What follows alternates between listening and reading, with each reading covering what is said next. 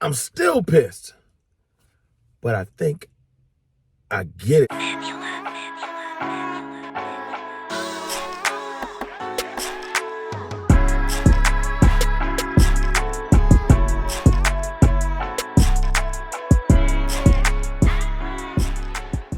Good people, it's your boy Mr. Rome, Cowboys fan talk, right back like I never left.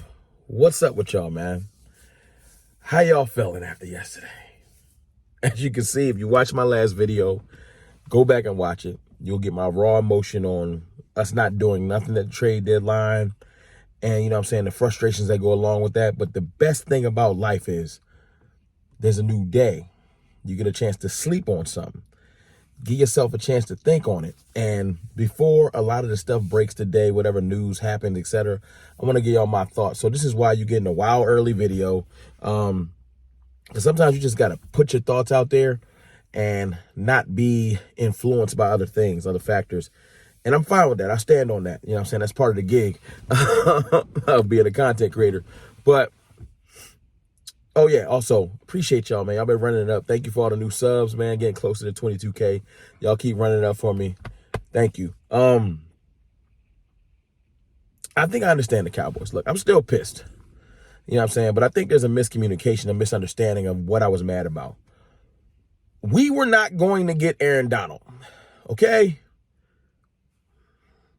I made a video last week, I think it was. No help is coming. That was me. Don't get your hopes up. And then I still got mad because I'm a fan. I'm hopeful. I'm praying I'm wrong. But when I made the video last week, I knew what was coming. No help is coming. Help got to come from within. From the players on the team to the coaches. Outside of a off the street signing, ain't no help coming. And it ain't playing too many people on the street outside of if an injury happens that can really join this team and help. You know what I'm saying? So I knew this was going to happen. But it's the sometimes I think running a team is a lot like playing chess. And the right move sets up the next move, etc. Our front office is bad at playing chess in the vein that small moves are notions to the locker room. Hey, we are in win now mode. We're not going to rest on our laurels. We're going to try our best to do everything to win. Now, yes, like I said yesterday, we made plenty of trades. Stephon Gilmore, Brandon Cooks, Trey Lance, which could pay dividends later. I'm still not a big fan of that trade. I'm just not. I made videos about that too. We've made small incremental moves.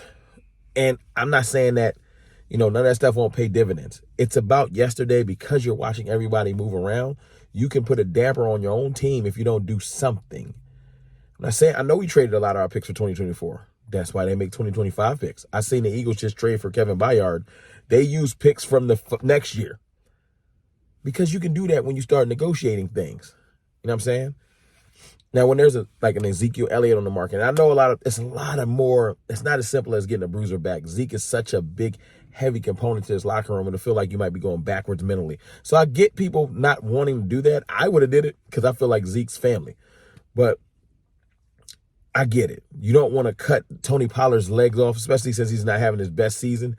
You can kill his confidence just saying, all right, let's bring Zeke back and get this right. He might be like, man, what I do? You know what I'm saying? So not enough. But I get that. But there's other options. You know what I'm saying? You could have considered Leonard Fournette. You can consider Rojo. We might still consider Rojo. We just got to see. You know?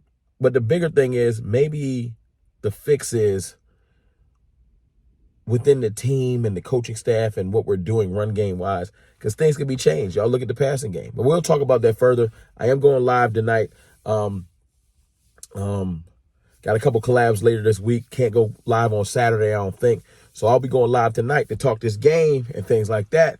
If y'all want to jump in there, probably around like 8 p.m.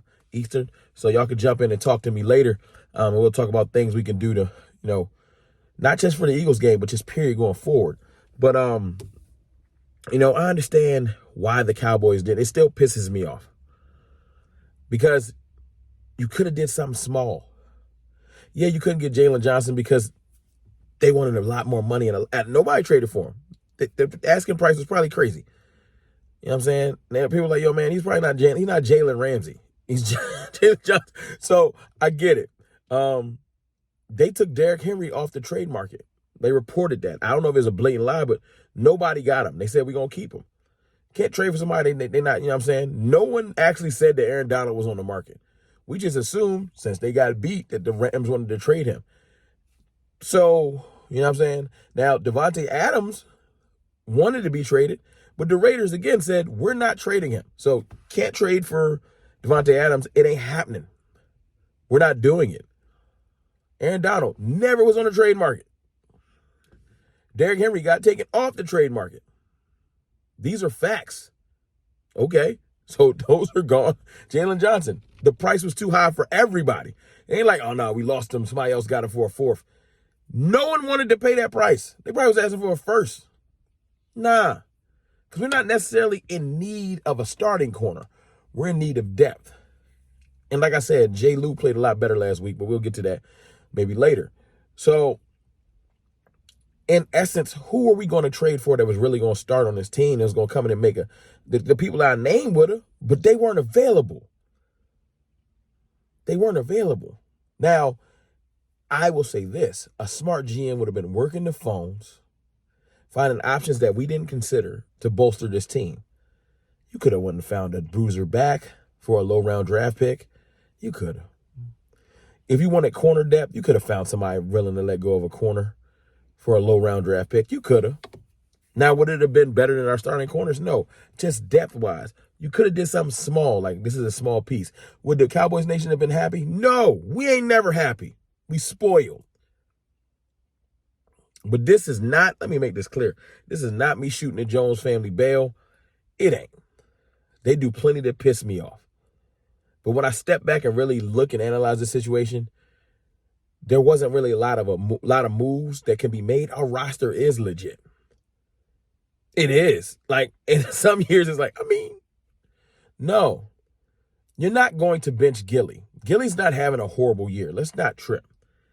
Is he playing top 5 corner? No, but we knew Gilly wasn't a top 5 corner. He's a little older, but he's still balling. He's better than AB. He's having a better year than Anthony Brown, period. DeRon Bland has filled the void that Trayvon Diggs would have left. Is he Trayvon Diggs? No, they're two different types of corners, but he's playing phenomenally.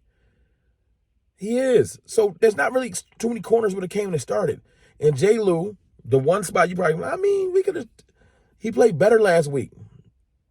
So I understand what happened. I do. And I'm looking at it like, yo, maybe there weren't really a lot of moves to make. You still could have made a move, though.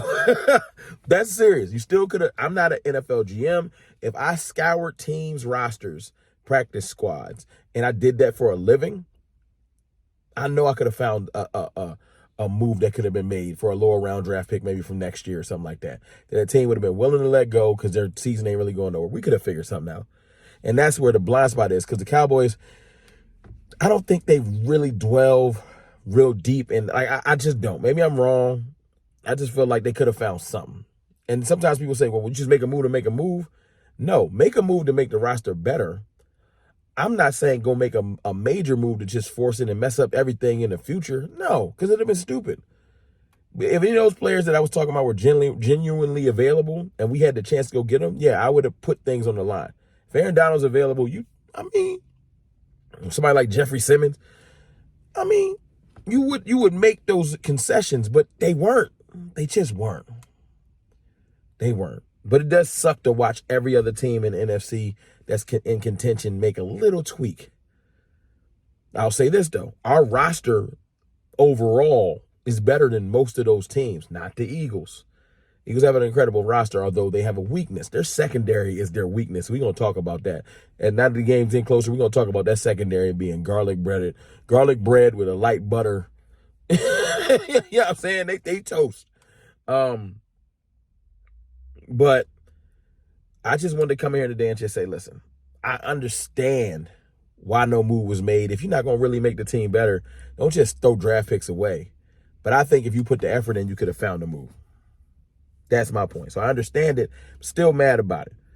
But if you're not going to make the roster better, I get standing pat. Our roster's great. Can't nobody in the comments tell me our roster not good. We got to get better. We got to handle our business.